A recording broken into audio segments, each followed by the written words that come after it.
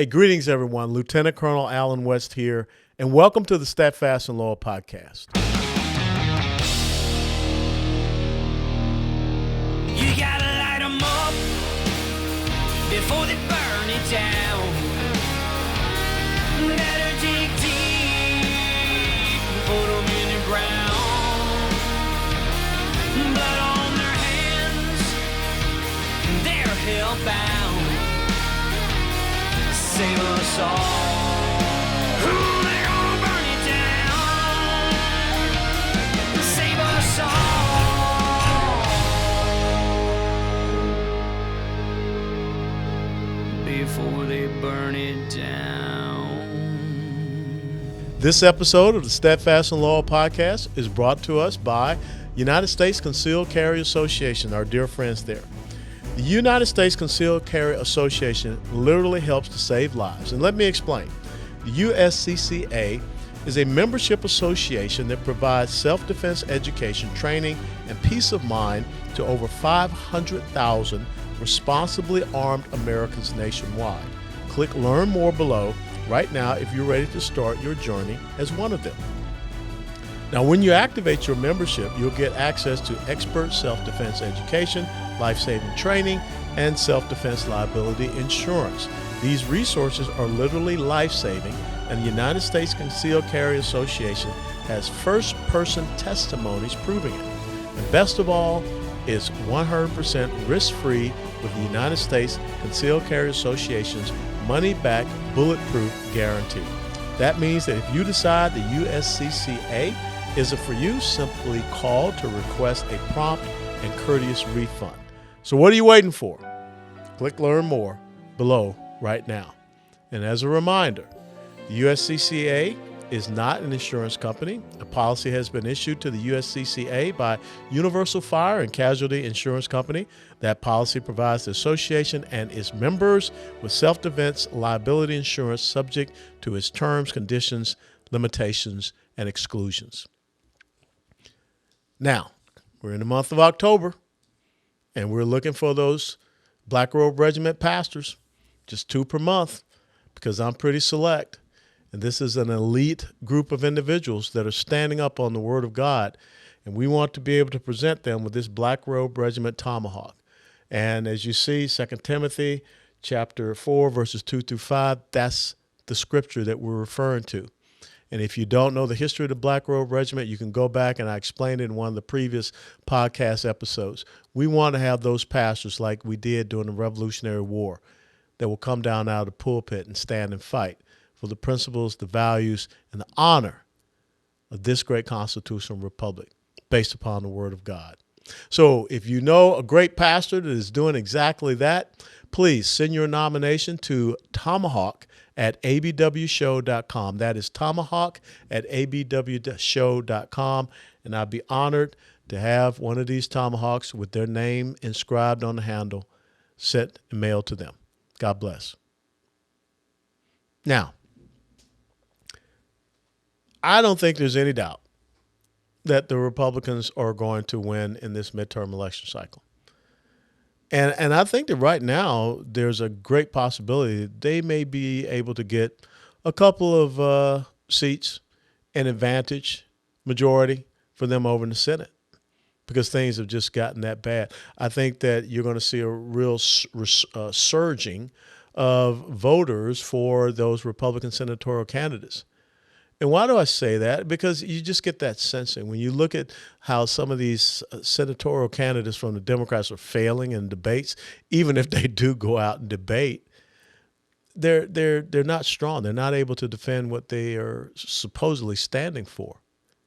So I think it's going to be very possible, without a doubt. I mean, some power rankings are saying that the Republicans in the House can have anywhere from about a 13 to 16 majority, maybe even more. But I think that they may be able to eke it out also on the Senate side. Now, one of the things that I think that needs to happen, and I will go and say it must happen, because there has to be consequences. In a constitutional republic, which is what the United States of America is, it is based upon our rule of law. And people that violate the rule of law, they have to be held accountable for it. Greta Von Susteren, a dear friend who used to be with Fox News back when I was in Congress, she once said that Washington, D.C. is the city of no consequences. I mean, people just get away with anything that they want. But yet, I mean, if you were to do some of these things, I mean, heaven help you, that's not going to happen for you. But something as simple as individuals that are supposed to be upholding our rule of law, elected officials or those people that are appointed into very high-level positions in a presidential administration, they need to be held accountable for the things that they're doing. And so I would just say that from a constitutional basis, not based upon phone call, not based upon any collusion hoaxes, which is what we saw the Democrats do because they were upset that they lost an election and they just decided they were just going to go after President Trump, and they still go after President Trump. But I think from a constitutional basis, we've got some very serious reasons to have some individuals removed from their positions up in Washington, D.C. Now, there are going to be some that says, the American people don't want that. They don't want to see that happen. Those people that are saying that are the ones that don't want to see it happen.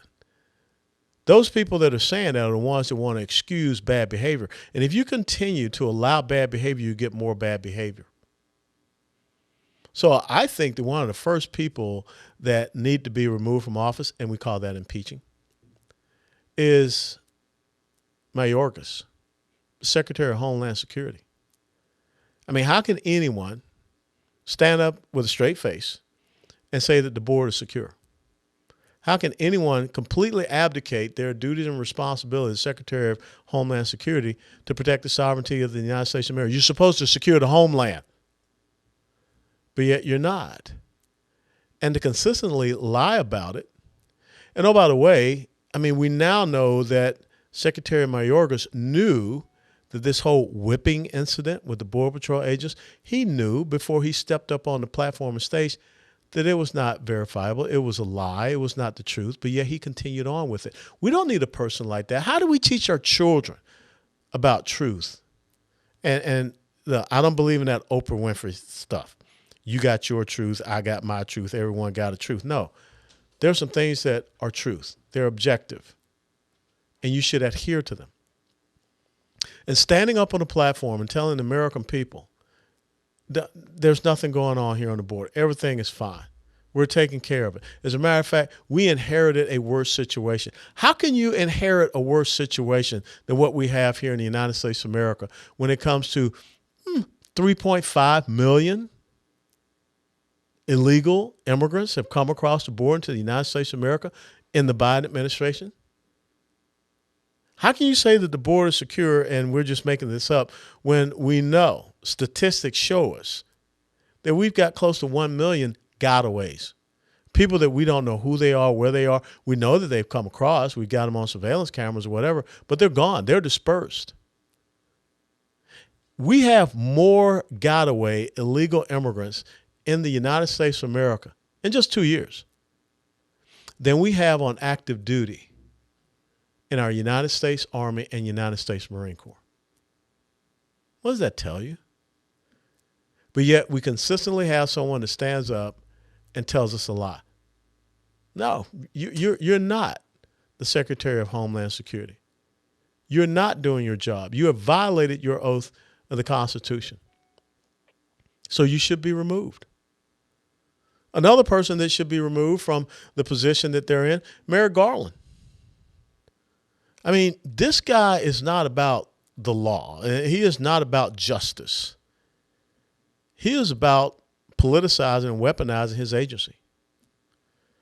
When you have an attorney general that accepts a letter from a school board association that says, we need you to go after these parents that are showing up at school board meetings, and you actually are going to designate parents that are concerned about what's happening with their children's education, that are holding accountable to the people that are elected in school board positions, that's a First Amendment right.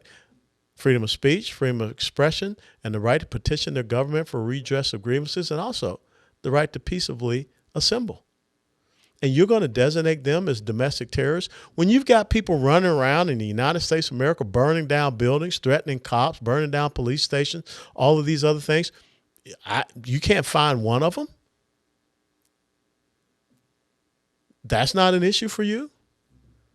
Or you have the American Medical Association sending you a letter, Merrick Garland, Department of Justice, says, I want you to stop these people that are speaking out against child gender modification surgery, to include journalists. Oh, by the way, that's another First Amendment right, freedom of the press. Or is it just about freedom of accepted speech, freedom of accepted press, our propagandized press, and everybody else we're going to go after? No. You're not a tool and a weapon of the progressive socialists, the Marxists, the communists. You're supposed to be up there making sure that there's one standard for justice, not a two-tier justice system. Some people get to go and stay indefinitely and be detained in the new Washington, D.C. Bastille, while others just roam free. And why isn't the Department of Justice, the Attorney General of the United States of America, cracking down on these district attorneys with some of the things that they're doing, releasing violent criminals back out into the streets? Not a peep. So I think that Merrick Garland needs to be held accountable for what he is doing. I think that Christopher Wray needs to be gone as head of the FBI. I don't care who appointed him there. So this is not about politics for me. It's about right or wrong. It's about the rule of law. It's about justice. And so now, all of a sudden, if you are a pro-life activist, FBI agents show up at your house, but yet the people, Jane's Revenge, that are going out there and vandalizing, firebombing pro-life centers, pregnancy centers, nothing happens to them. There's no investigation into them. And we're not going to go into all this other mess that's been happening with all of this, collusion hoax and all of this undermining and what has happened with this Hunter Biden investigation and how it was stalled by members in the FBI. And I'm not talking about rank and file agents.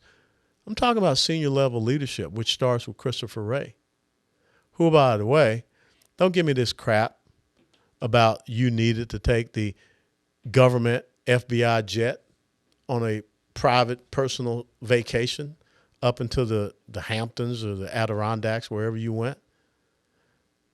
That aircraft belongs to the American people, not to you. And so I think that right off the bat, those are three individuals, Mayorkas, Garland, and Christopher Wray. They need to be removed. And I'm challenging a Republican majority that will be incoming to do what is right. Don't be sitting around and saying, well, the Washington Post might not like that. They might write a bad article. New York Times might write a really nasty article about us. And we need to focus on this other stuff. Just focus on the inflation, whatever. No, the American people do not want to have a government that is resembling the old East German Stasi state.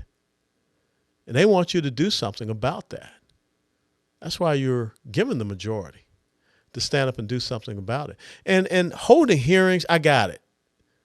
But we don't need more hearings, because guess what? We're the ones paying for the hearings. We need action. We need you to lay down the case and do what is necessary to hold people in contempt and to impeach them, to get rid of them. We cannot allow anyone to believe that they're above the law. No one's above the law. And that's why the fourth person that I want to talk about is really important.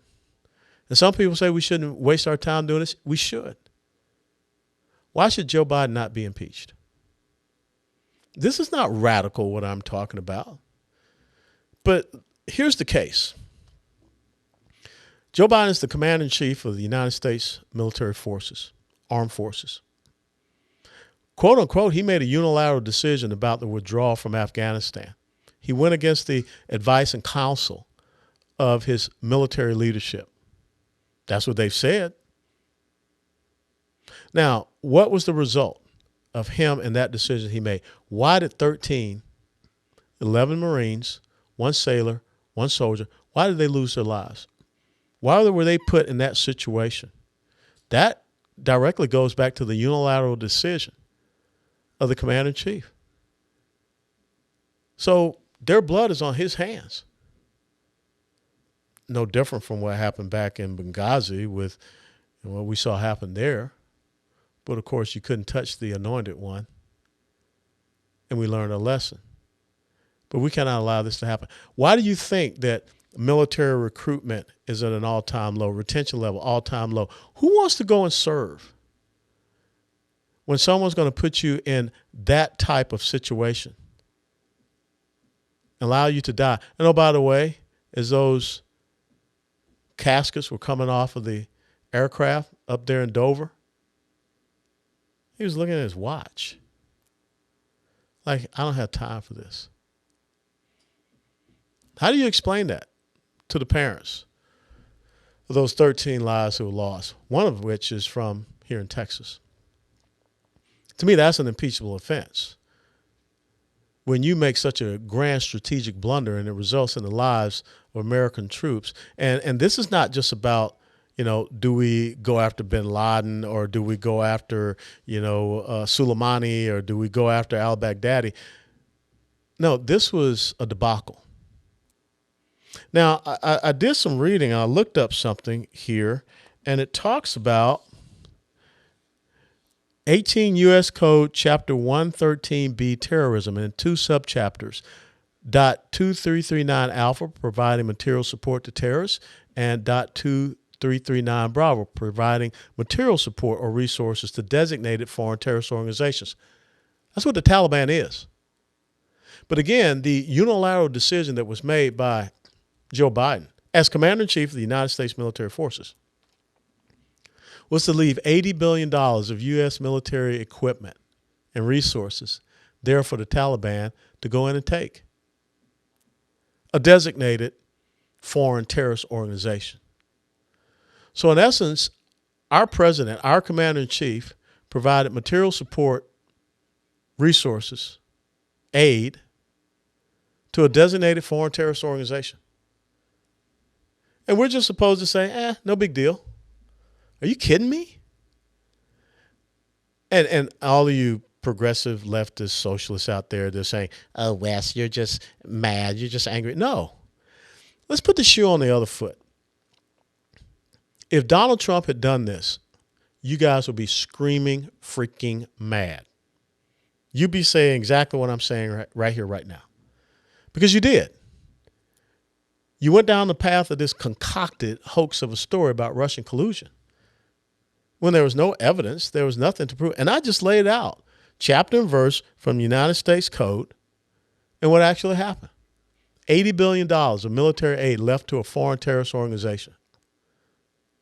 Or how about this? Why is it that we are still, maybe we're not, maybe they finally learned their lesson, but talking about an Iranian nuclear agreement. Iran is the number one state sponsor of Islamic terrorism and jihadism in the world. Iran is providing Russia right now drones, kamikaze drones. They got troops, Iranian troops in the Crimea working with Russia right now. But yet we're in negotiations with Iran, which means that we will probably send them more pallets of cash, like what was done in the Obama administration when Joe Biden was the vice president. And if you're sending pallets, billions of dollars of cash to the number one sponsor of Islamic terrorism in the world, designated, why isn't that providing material and support to terrorism? So why do we let it go then? There has to be a standard. We have to believe in and adhere to the rule of law. And I don't care who it is, they're not above the rule of law. The United States military, I mean, if you have not read the recent Heritage Foundation Military Index report, our military is being decimated. The capability and capacity is really at an all-time low. We were giving a failing grade by this military index report because supposedly the United States military, and this goes back quite some years, is supposed to be able to fight 2 major regional contingencies, MRCs, that's what they call it. This report said that we can't even do 1.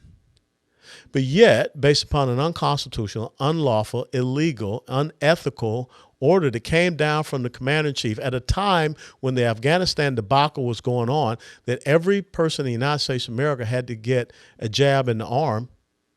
Think about the adverse effect that that had on many Americans. Loss of jobs, livelihood, what have you.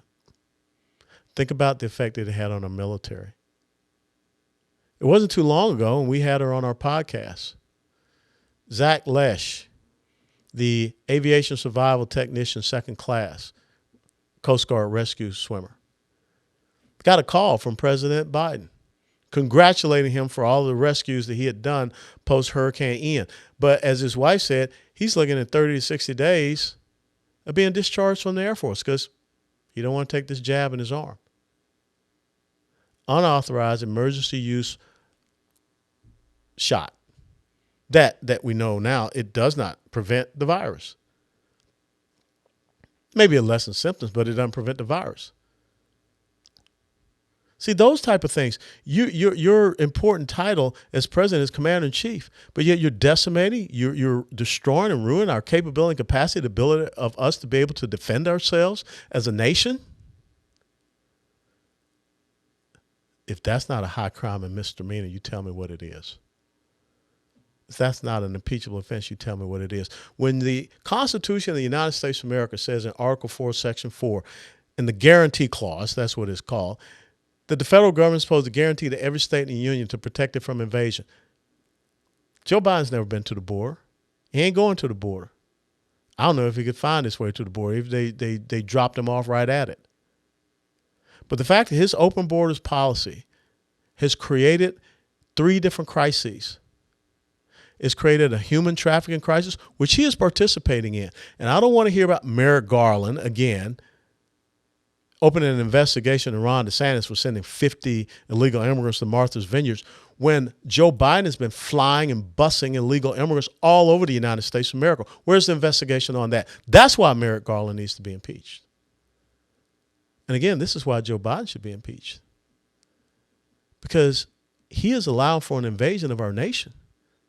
1 million gotaways, greater than the strength, active duty strength, of our Army and Marine Corps, which he's decimating. China is the one that develops the fentanyl, synthetic drug.